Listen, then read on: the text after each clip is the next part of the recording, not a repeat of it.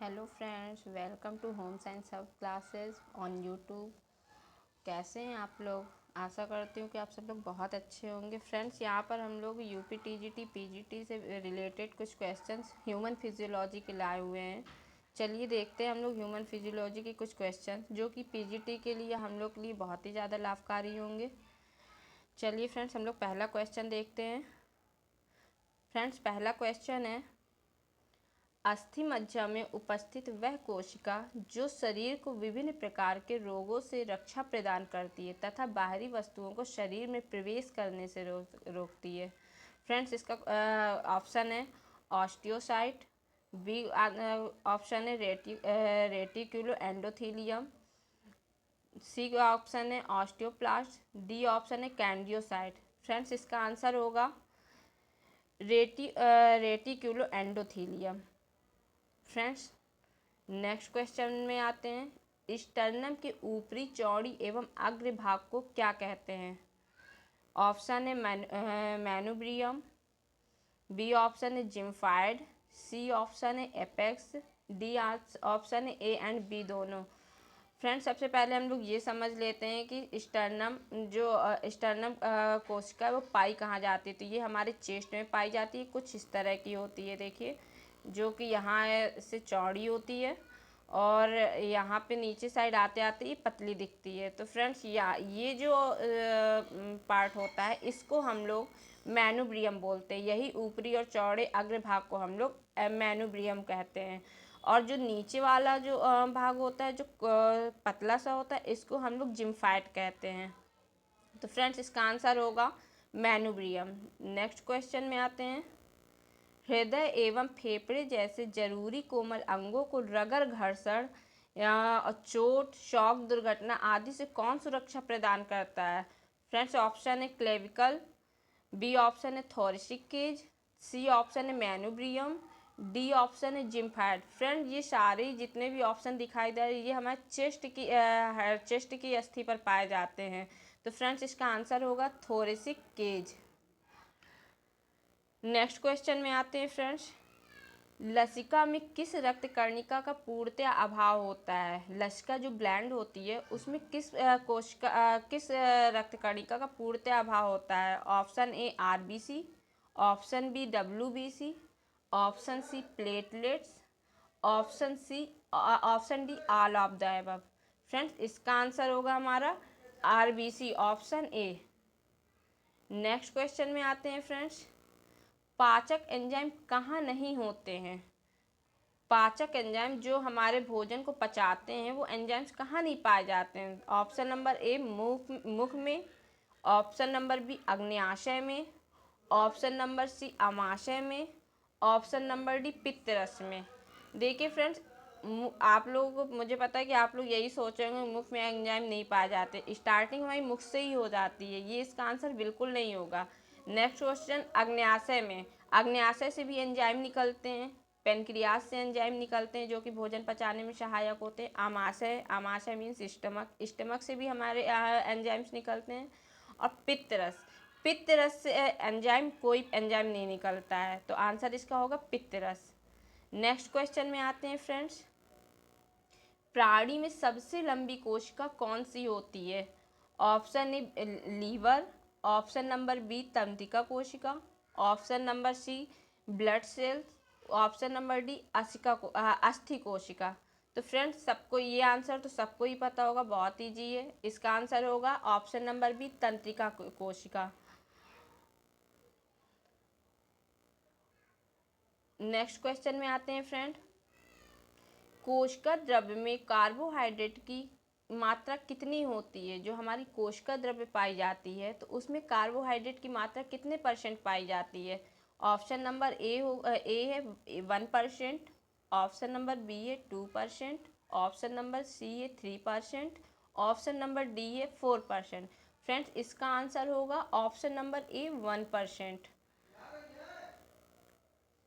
Next question में आते हैं। फ्रेंड्स, मानव का मेरुदंड कितनी अस्थियों से बना होता है? जो मानव का जो मेरुदंड होता है वो कितनी अस्थियों से बना होता है? Option number A 26, option number B 31, option number C 33, option number D 24। तो फ्रेंड्स इसका आंसर होगा हमारा ऑप्शन नंबर ए 26। 26 जो मेरुदंड में जो अस्थियां पाई जाती हैं, ये जब वयस्क हो जाता है व्यक्ति तब इतनी पाई जाती हैं। बाकी जब शिशुओं में जो पाई जाती हैं वो 33 पाई जाती हैं। मेरुदंड में अस्थियां 30, जब बच्चा होता है, नवजात शिशु होता है, तो उसमें 33 अस्थियां पाई जाती हैं। नेक्स्ट क्वेश्चन में आते हैं फ्रेंड्स। एंटीबॉडीज का अभाव किस ब्लड ग्रुप में होता है? Option number A blood group O, option number B blood group A B, option number C blood group A, option number D blood group B. तो फ्रेंड्स यहाँ से पहले तो एक ट्रिक ही आप सीख लीजिए कि देखिए यहाँ पर दे रहा है ब्लड ग्रुप ओ। ओ एंटीबॉडी, बॉडी में भी ओ आता है और ओ में एंटीबॉडीज पाई जाती है। और तो फ्रेंड्स इसका आंसर हो जाएगा option number B, blood group A B. Next question में आते हैं फ्रेंड्स। लसिका नोट्स में कौन सी कोशिका उपस्थित होती है? एक मिनट फ्रेंड्स, क्वेश्चन थोड़ा सा just minute.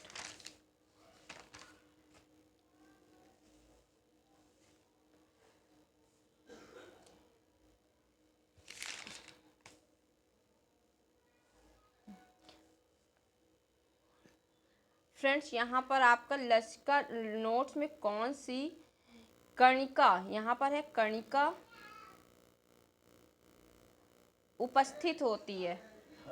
Option number A monocyte, option number B lymphocyte, option number C दोनों, ऑप्शन नंबर डी न्यूट्रोफिल्स। तो फ्रेंड्स इसका आंसर होगा हमारा लिम्फोसाइट। ऑप्शन नंबर बी सही आंसर होगा। नेक्स्ट क्वेश्चन में आते हैं फ्रेंड्स। एंजाइम सामान्यतः कितने तापमान पर निष्क्रिय हो जाते हैं? जो एंजाइम्स होते हैं कितने तापमान पर ये निष्क्रिय हो जाते हैं? ऑप्शन नंबर ए होगा 0 degree centigrade, option number B 36 degree centigrade, option number C 40 degree centigrade, option number D 100 degree centigrade. Friends इसका आंसर होगा 100 डिग्री सेंटीग्रेड। जब बॉइलिंग पॉइंट में हो जाता है ना पानी हमारा, कि पानी जब खौलने लगता है, जब टेम्परेचर बिल्कुल हाई हो जाता है 100 डिग्री सेंटीग्रेड, तब इस जो एंजाइम्स होते हैं वो निष्क्रिय हो जाते हैं। फ्रेंड्स इसका आंसर तो पता ही चल गया, option number D 100 degree centigrade. Next question में आते हैं फ्रेंड्स। अमीनो एसिड का कितने प्रतिशत भाग कीटोजेनिक होता है? जो अमीनो एसिड्स पाए जाते हैं, प्रोटीन को ही अमीनो एसिड्स जो कहते हैं हम लोग, उसमें कितना परसेंट भाग कीटोजेनिक होता है? Option number A 20%, option number B 30%, option number C 40%, option number D 50%। तो फ्रेंड्स इसका आंसर होगा option number C 40%। Option number C 40%, C answer होगा इसका। नेक्स्ट क्वेश्चन में आते हैं फ्रेंड्स। शरीर में रेनिन की मात्रा बढ़ जाने से कौन सी स्थिति उत्पन्न होती है? जो रेनिन जो एंजाइम पाया जाता है उसके बढ़ जाने से कौन सी स्थिति उत्पन्न हो जाती है? Option number A hyperpnoea, option number B anoxia, option number C hypoxia, option number D eucapnia. तो फ्रेंड्स इसका आंसर होगा हाइपोक्सिया। हाइपोक्सिया देखिए क्या होता है हाइपोक्सिया, जब हमारे शरीर के ऊतकों में ऑक्सीजन की कमी हो जाती है उसी को हम लोग हाइपोक्सिया कहते हैं। और ये कब होता है? जब हमारे शरीर में रेनिन की मात्रा बढ़ जाती है तो हमें हाइपोक्सिया हो जाता है। हाइपोक्सिया मतलब हमारे ऊतकों में ऑक्सीजन की कमी हो जाती है, पर्याप्त मात्रा में ऑक्सीजन नहीं मिल पाता है। फ्रेंड्स नेक्स्ट इसका आंसर होगा सी। नेक्स्ट क्वेश्चन में आते हैं फ्रेंड्स। थायराइड ग्रंथि के किस कोशिका से कैल्सिटोनिन नामक हार्मोन का स्राव होता है? मीन्स कहने का थायराइड ग्रंथि से कौन से कि किस कोशिका से कैल्सिटोनिन नामक हार्मोन निकलता है? ऑप्शन नंबर ए है सी कोशिका, ऑप्शन नंबर बी है अल्फा कोशिका, ऑप्शन नंबर सी है बीटा कोशिका, ऑप्शन नंबर डी है गामा कोशिका।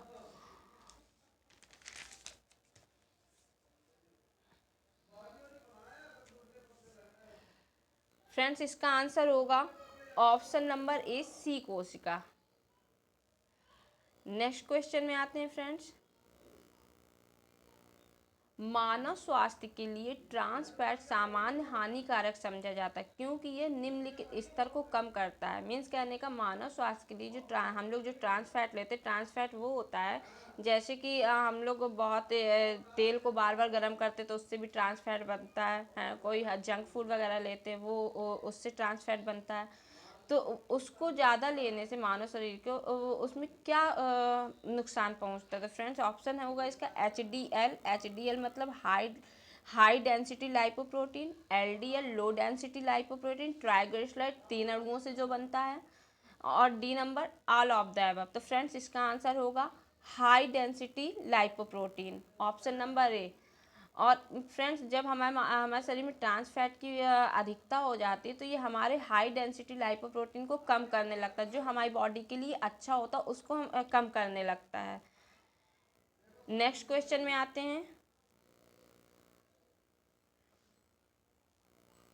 मानव शरीर में कौन सा हार्मोन रक्त कैल्शियम व फॉस्फेट को नियमित करता है। ऑप्शन नंबर ए है ग्लूकागॉन, ऑप्शन नंबर बी है growth hormone, option number C है पैराथायराइड हार्मोन, और ऑप्शन नंबर डी है थायरॉक्सिन हार्मोन। फ्रेंड्स इसका आंसर होगा option number C parathyroid hormone. ये कैल्शियम और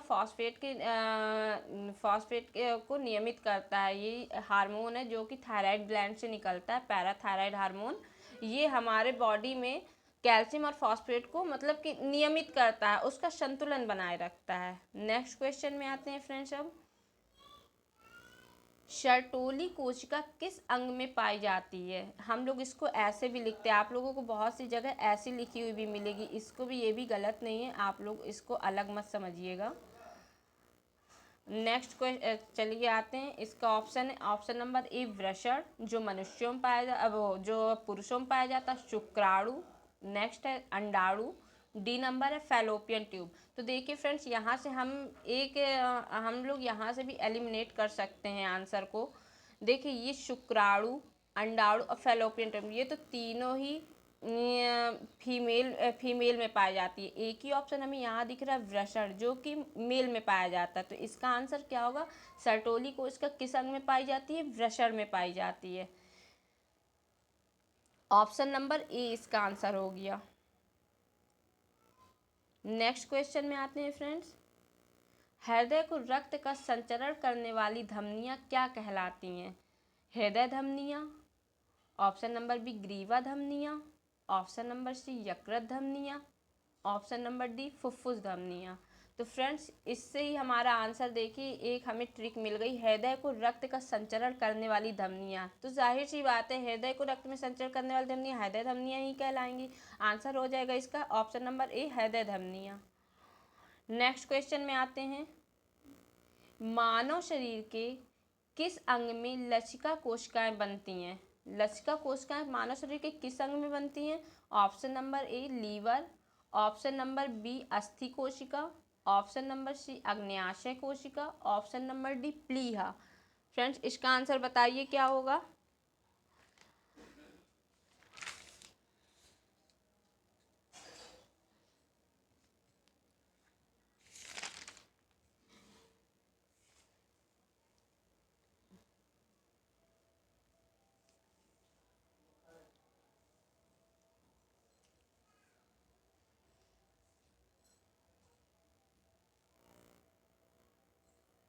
आंसर नंबर इसका डी होगा।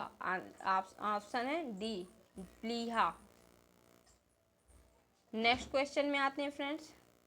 जब किडनी कार्य करना बंद कर देती तो निम्नलिखित में से कौन सा पदार्थ जमा होता है। ऑप्शन नंबर ए फैट का जमा होना, ऑप्शन नंबर बी शरीर में प्रोटीन का जमा होना, ऑप्शन नंबर सी रक्त में शर्करा का जमा होना, ऑप्शन नंबर डी रक्त में अपशिष्ट पदार्थों का जमा होना।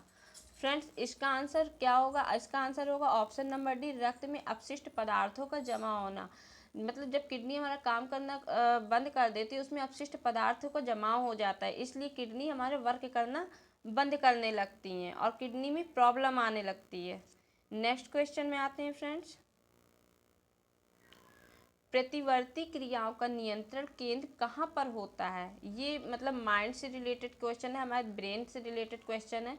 इसके ऑप्शन में ऑप्शन नंबर ए है सेरेब्रम, ऑप्शन नंबर बी है अनुमस्तिष्क, ऑप्शन नंबर सी है कशेरुक रज्जु, ऑप्शन नंबर डी है तंत्रिका कोशिका।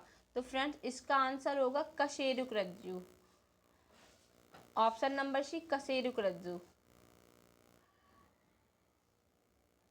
नेक्स्ट क्वेश्चन में आते हैं फ्रेंड्स। मानव मस्तिष्क का कौन सा भाग उल्टी का नियमन केंद्र है? मतलब कि हमें जब उल्टियों का एहसास होता है तो किसके थ्रू होता है? हमारे माइंड का कौन सा भाग है जो हमें उल्टी होने का एहसास कराता है? तो फ्रेंड्स ऑप्शन होगा मेडुला ऑब्लिंगेटा, नेक्स्ट है option number B hypothalamus, option number C है अनुमस्तिष्क, ऑप्शन नंबर डी तंत्रिका कोशिका। तो फ्रेंड्स इसका आंसर होगा मेडुला ऑब्लिंगेटा। इससे हमें उल्टी होने का एहसास होता है। और हाइपोथैलेमस क्या है? ये हमारे बॉडी के ताप को नियंत्रित करती है। ठीक है, नेक्स्ट क्वेश्चन में आते हैं फ्रेंड्स। निम्नलिखित में से कौन रक्त के संचालन में मदद करता है? मतलब कि रक्त के रेगुलेशन में कौन मदद करता है? Option number A monocyte, option number B erythrocyte, option number C blood platelets, option number D lymphocyte. Friends यहाँ लिम्फोसाइट है। तो फ्रेंड्स इसका आंसर होगा option number B erythrocyte.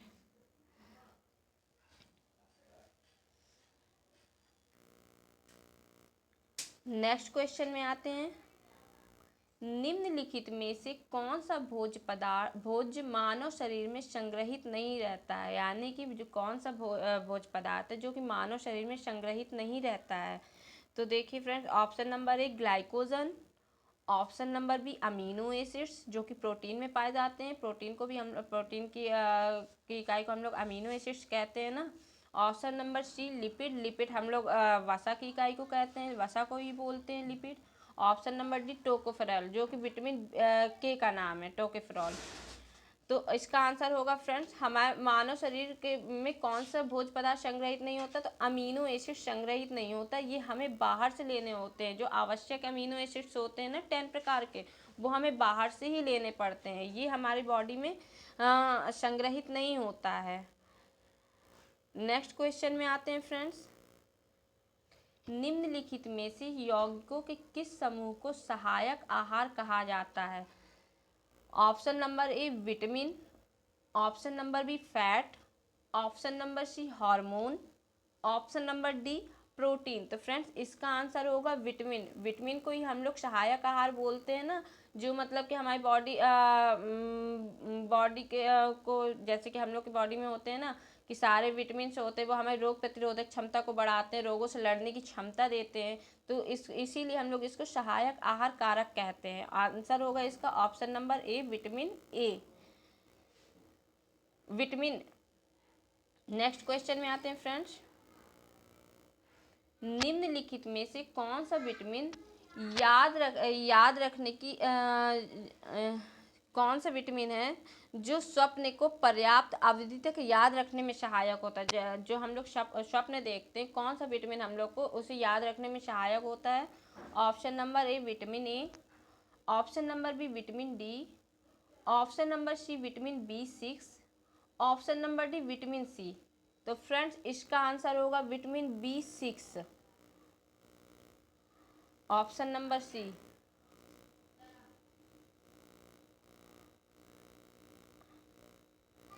Friends आज हम लोग 25 क्वेश्चनों की श्रृंखला लेकर आए थे और जी DSSS TGT PGT के लिए ये ह्यूमन फिजियोलॉजी के कुछ क्वेश्चंस थे जो कि आपके लिए बहुत ही सहयोगी समझ में आएंगे आप लोगों को। और आप लोग इन क्वेश्चंस को काफ़ी मतलब ह्यूमन फिजियोलॉजी में काफ़ी आपको हेल्प करेंगे। और PGT का अगर फॉर्म आप लोगों ने डाला हुआ है ना तो आपके लिए ये क्वेश्चंस रामबाण है, ये मान लीजिए।